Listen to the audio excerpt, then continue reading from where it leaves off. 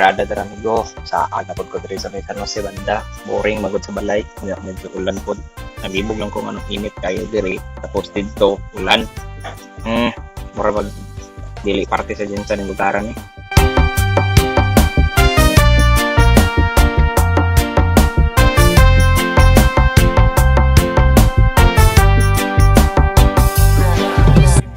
Before day ko mag-start og baktas diri sa San Jose, shoutout din ako na akong pinakabutan nga amigo, pinakagahi nga CRO sa Materials and Lakes Tarangani Energy Corporation. Sir Bong Nali, shout out!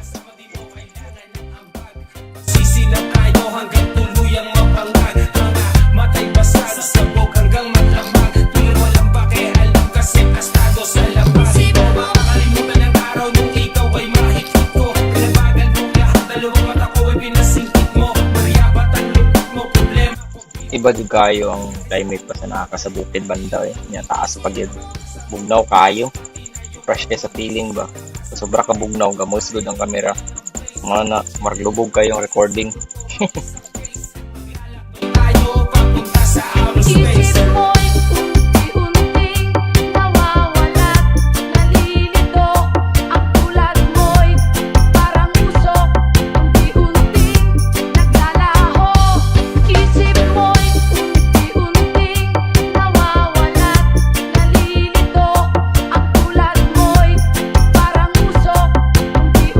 Medyo dugay na po dahil ko wala pabalik diri no.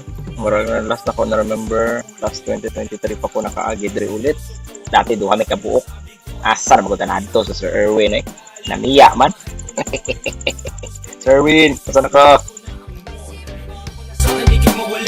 Madalas man ako tulala, kahit tingin ng iba ay masama sa problema ko, ikaw ang papawala. Lumumukod tangi ang iyong amoy, kapag dinilaan ka na ng apoy. Hit buga kasalanan na di mo pwedeng isabuhay. Alam ko saan ka galing, kung ba't nahuhumalin, kung ba't maraming nilalang ang gusto kang kuhanin. Gusto kang agawin sa'kin, gusto kang nakawin. Di nila alam, marami pa ako dun sa akin. Mundo ng mahaba, lawayan mo sa dila. Ngayon tumuro na tayo doon sa may bintana. Ibang klase ang lapitan, ako'y napainitan. Meron pa ako dito, tuloy natin ang sinita.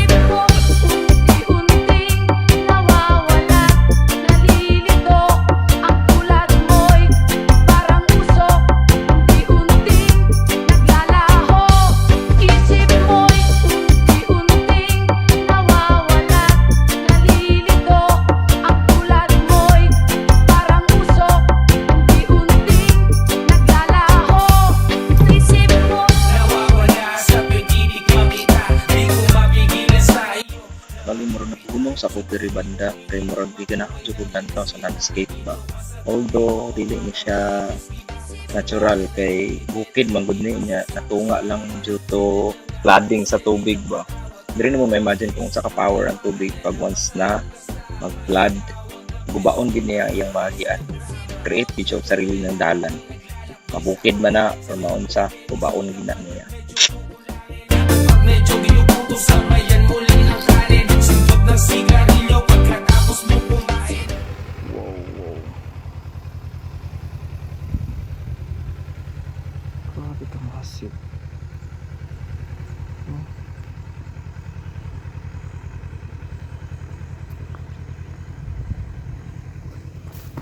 Holy Jesus, man.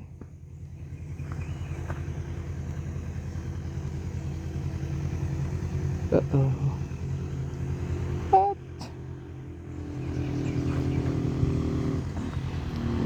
The price tag of it. Ay marami ka pang agalit, maraming klase dyan. Oo, ikaw lang hindi ko pinagpalit. Astig kasi pag malagyan, kumapit ang mahigpit. Ililipad kita sa langit, basta huwag kang pipikit. Ako nakita ganina na waiting shed dito sa unahan pagpato na ko dito. So, nag-stay sa siguro ko dito for a while. Relax, feel hangin yung bugnaw. Tapos, yun na yun. Hindi na ko mapadayon dito, kay kapoy na. Pora ko isa. Erwin, asa na ka?